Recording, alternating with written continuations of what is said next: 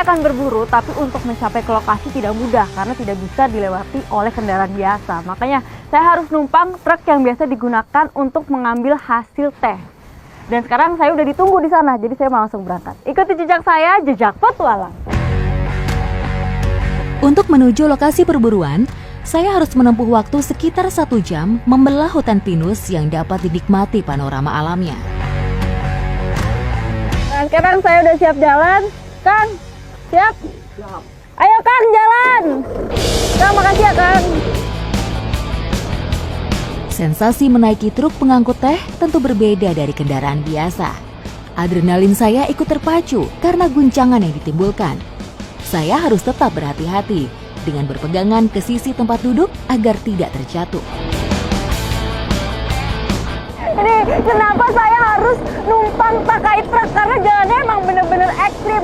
Berbatu, tanjakannya curam, turunannya juga curam. Ini tadi juga saya kegoyang-goyang di atas ini.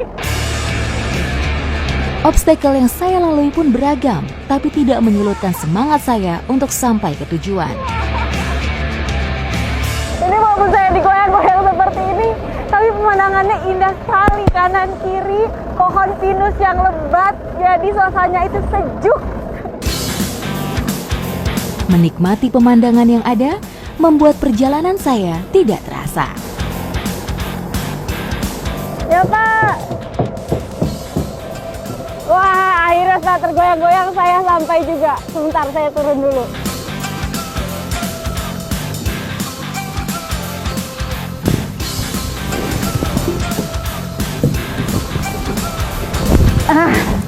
Nah, ini nama desanya adalah Pagar Alam. Tapi saya dan Bapak langsung sampai. Kita harus jalan dulu.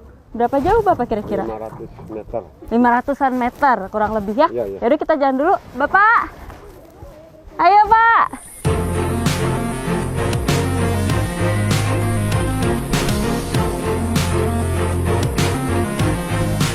Jadi ini yang akan kita ambil. Apa namanya? Lebah engang. Dan ya ini biasanya ada di pohon-pohon dan tinggi. Kalang ini dia ada di pohon pinus di ketinggian kurang lebih 15 meter. Serangga ini merupakan serangga endemik dari wilayah Asia Pasifik. Tawon Vespa umumnya dijumpai di semua habitat, baik di hutan, padang rumput, lahan pertanian, hingga ke kawasan pemukiman penduduk. Nah, ini jadi karena emang Akang ini ahli, udah terbiasa untuk melakukan hal ini, saya udah disiapkan alat pelindung untuk berjaga-jaga supaya tidak kena sangatannya.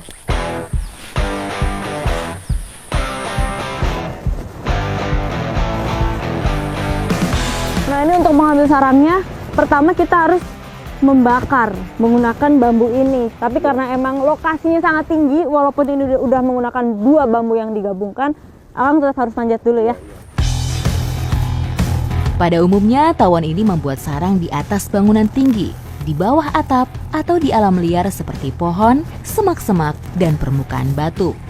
Tawon Vespa afinis memiliki sifat hidup yang aktif sepanjang hari.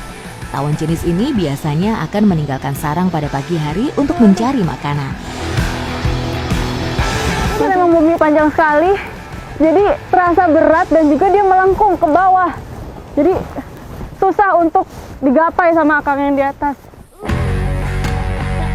Butuh effort lebih untuk mengambil sarang tawon ini. Nah, ini emang nggak mudah ya, walaupun Bapak udah dua-duanya naik. Tapi karena emang jaraknya yang sangat tinggi, bambunya juga panjang, jadi belok ke kanan ke kiri. Ini baru akhirnya bisa nih. Mungkin di sebentar lagi akan terbakar. Ini lebahnya mulai keluar.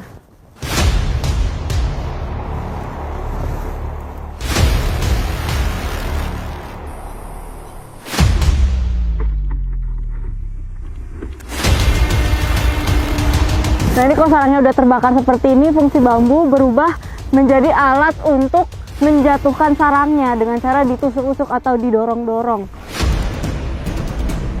Tawon merupakan salah satu serangga yang sangat penting bagi ekosistem setempat. Sebagian besar tawon memburu hewan yang merusak tanaman untuk makanan larvanya. Sehingga penting dalam mengendalikan populasi hewan-hewan hama di alam. Beberapa jenis diternakan secara khusus untuk menjadi pembasmi hama ramah lingkungan.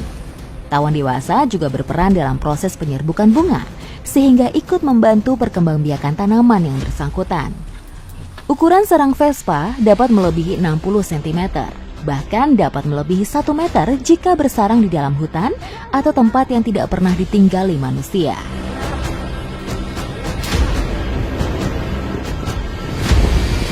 Nah, ini nih jadi yang kita cari adalah larvanya si lebah. Emang si lebah engang ini profilnya lebih panjang dari lebah biasanya. Larva tawon biasa dikonsumsi oleh masyarakat dengan diolah menjadi varian makanan. Saya pun ingin mencicipi salah satu menunya.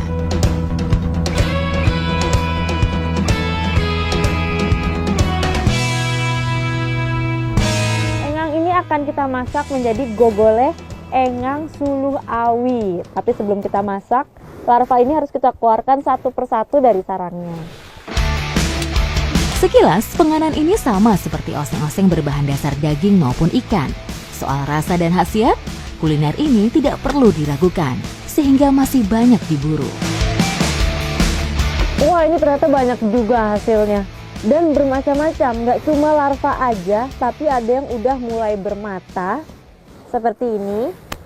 Bahkan ada yang udah menyerupai bentuk engang dewasa, seperti ini. Larva diolah dengan bumbu sesuai selera. Meski dengan bumbu yang sederhana, tetap menghasilkan cita rasa yang luar biasa. Ini karena bumbunya emang mudah, cukup diiris aja. Kalau bumbu udah selesai, larva udah terpisahkan dari sarangnya, bisa langsung kita oseng-oseng. Ayo kan?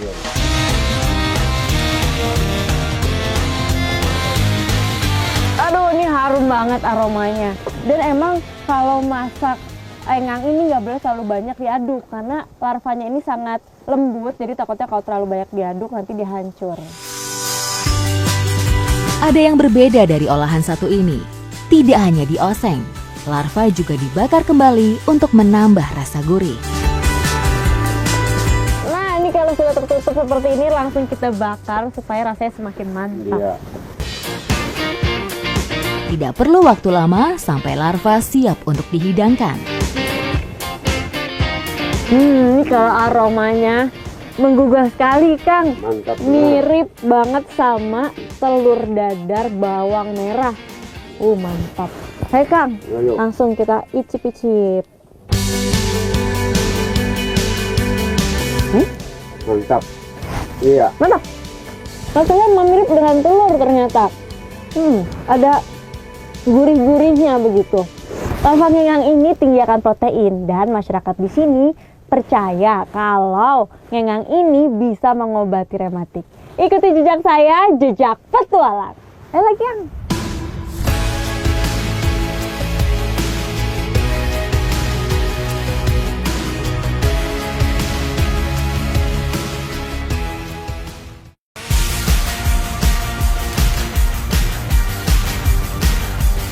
Petualangan saya berlanjut ingin mengikuti kegiatan pelepas liaran satwa. Masih kerap terjadi satwa liar dari Gunung Sawal yang masuk ke pemukiman.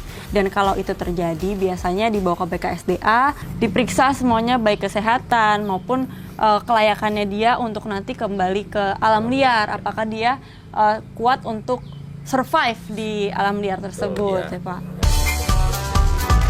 Kucing hutan ini ditemukan di area perkebunan warga. Diduga kucing ini terlepas dari induknya. Kucing hutan bertubuh lebih besar dari kucing domestik. Bulunya berwarna abu-abu gelap dengan corak totol-totol. Kucing hutan juga memiliki ekor yang panjang, bahkan lebih dari setengah panjang badannya.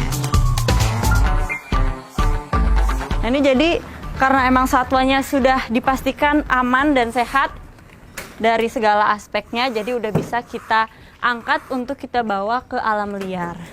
Dan pastinya harus kita tutup ya Pak atasnya. Boleh. Supaya satwanya nggak stres selama di perjalanan.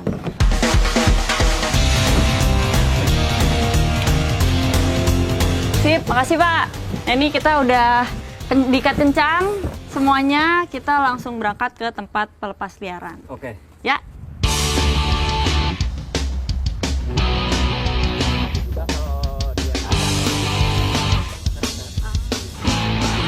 hutan ini pastinya kita lepaskan di area yang jauh dari masyarakat. Dan kali ini akan kita lepaskan di Blok Awilega, kawasan Sokamarga Satwa Gunung Sawal, Kabupaten Ciamis. Meski disebut kucing hutan, habitatnya tidak hanya di dalam hutan. Hewan ini kerap ditemukan di kawasan pemukiman atau perkebunan warga, terutama yang ekosistemnya masih asri. Biasanya dijumpai di dataran rendah, meski beberapa kali juga ditemukan di dataran tinggi. Lokasi pelepas liaran tidak bisa dilewati mobil biasa, sehingga kami harus menggunakan mobil khusus untuk menembus kontur jalan yang berbatu. Sebenarnya pelepas liaran kucing hutan ini bisa dilakukan kapan saja, bisa pagi, bisa siang, sore, bahkan malam. Jadi disesuaikan dengan ketersediaan waktu dan juga kapan kucing ini sudah bisa dilepas liarkan. Secara populasi, kucing hutan terbilang masih banyak. Meskipun begitu, kucing hutan tetap harus berada pada habitat aslinya. Lembaga Konservasi Internasional mengklasifikasikan ke dalam satwa liar dilindungi.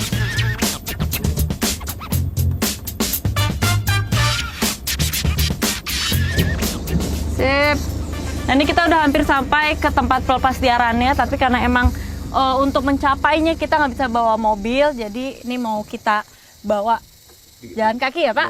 Ya boleh, yuk kita buka Pak. Gunung Sawal memiliki topografi bergelombang dengan ketinggian puncak lebih dari 1.700 dengan luas mencapai lebih dari 5.000 hektar. Kawasan konservasi ini menjadi tempat yang nyaman untuk habitat berbagai jenis satwa liar, salah satunya kucing hutan. Nah, ini kita masih harus berjalan kurang lebih 2 km ke dalam hutan. Jadi semakin dalam kita melepas liarkannya, semakin baik, karena itu bakal menjadi lebih jauh dari pemukiman. Perjalanan yang cukup jauh membuat kami sejenak beristirahat. Perjalanan kami lanjutkan selama lebih dari 1 jam untuk sampai ke lokasi pelepas liaran. Oke, nah jadi emang kita panjang jalan tadi sambil melihat-lihat manakah lokasi yang sesuai sama si kucing hutan ini. Dan emang dia sukanya di tempat yang rimbun ya Pak? Ya. Nah ini kenapa lokasi ini Pak yang dipilih? Karena ini pertama ini batas kawasan antara Sokamarga Satwa Gunung Sawal dan Perum Perhutani. Kebetulan ini habitatnya, salah satu habitatnya, karena ini senangnya di semak-semak belukar gitu. Jadi ini cocok kita lepas di sini. Karena ini emang sudah lokasi tepat, ya. Kita bisa langsung lepas liarkan ya Pak? Ya. Oke Pak, udah siap ya? Siap, Oke. tinggal dibuka. Jaga ya Pak? Ya.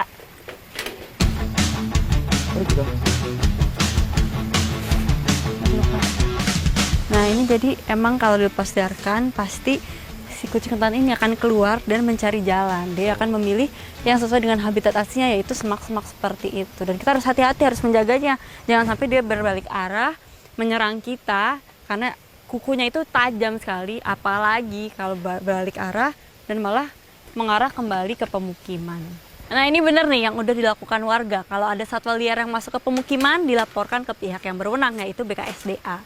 Jadi baik manusia maupun satwa liarnya bisa hidup berdampingan dengan damai dan juga lestari. Ikuti jejak saya, jejak petualang.